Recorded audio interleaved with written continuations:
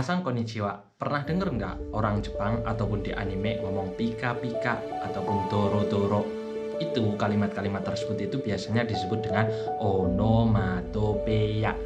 Onomatopeia sendiri secara umum adalah bunyi tiruan dari suara benda ataupun hewan ataupun manusia ataupun gerakan-gerakan yang dibuat oleh manusia ataupun hewan dan sebagainya. Contoh yang pertama ada gyongo. Gyongo sendiri adalah bentuk tiruan onomatopeia yang berasal dari alam ataupun benda-benda mati. Terus yang kedua ada juga giseko. Giseko itu adalah tiruan yang berasal dari suara manusia ataupun hewan. Terus yang ketiga itu ada gitaiko. Gitaiko sendiri adalah suatu bentuk tiruan yang berasal dari suatu keadaan. Jadi contohnya kayak basah kuyup ataupun berkilauan, itu juga bisa minasan.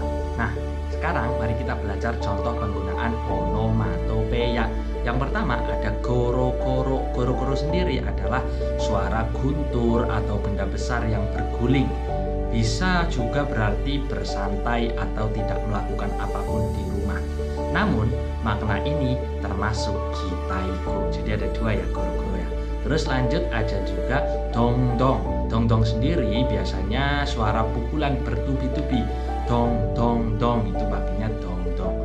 Terus ada lagi pingpong. Pingpong itu suara bel berbunyi minasan. Lanjut lagi ada juga gatang. Gatang gotong. Gatang gotong itu suara kereta api.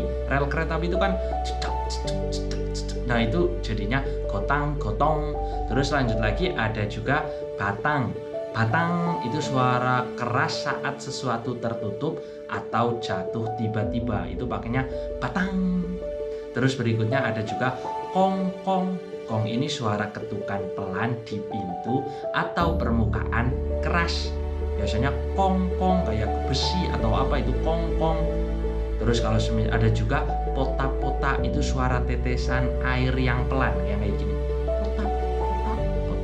Tes. Nah, kalau dalam bahasa Indonesia itu. Terus lanjut lagi ada ganggang. Ganggang itu suara hentakan logam keras yang berulang-ulang kayak gang, gang, itu pakainya ganggang. Terus ada lagi peko-peko. Peko-peko itu kondisi perut yang lapar. Onaka peko-peko. Itu maunya mau makan berarti pakai onomatopeia itu namanya. Terus ada lagi zaza, suara hujan yang turunnya itu deres banget. Zaza, itu pakainya zaza. Contoh penggunaannya dalam suatu kalimat. Madokara kaminari ga goro-goro natte iru. Artinya suara guntur bergemuruh dari jendela. Oke, lanjut lagi contoh yang kedua. Kita pakai dongdong ya. Dareka ga doa o dong-dong to tataite imas. Ada seseorang yang mengetuk pintu dengan keras.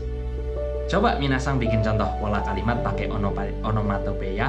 Sensei nanti akan cek kalimatnya benar atau tidak ya minasan. Kita pakai contoh kalimat lagi ya minasan. Tapi jangan contoh kalimat yang saya buat terus kalian tulis di pola kalimat ya. Contoh lagi ada semisal pakai yang tadi gotang gotong. Gotang gotong itu yang kereta api ya minasan. Contohnya densa ga gotang gotong to oto o tatete hasite imas. Jadinya artinya itu kereta api melaju sambil mengeluarkan suara jedak jeduk lutak lutik mungkin gitu ya. Yang jedak jeduk jedak jeduk itu yang suara relnya itu. Oke. Kalau semisal akun ini berguna, silahkan di-follow, di-share ke teman-temannya yang lagi belajar bahasa Jepang. Yang mau kayuannya lebih lancar juga silahkan gunain onomatopeia ini. Minasan bisa ikutin live saya biasanya di TikTok ataupun di YouTube setiap pagi dari jam 9 sampai dengan jam 12 biasanya.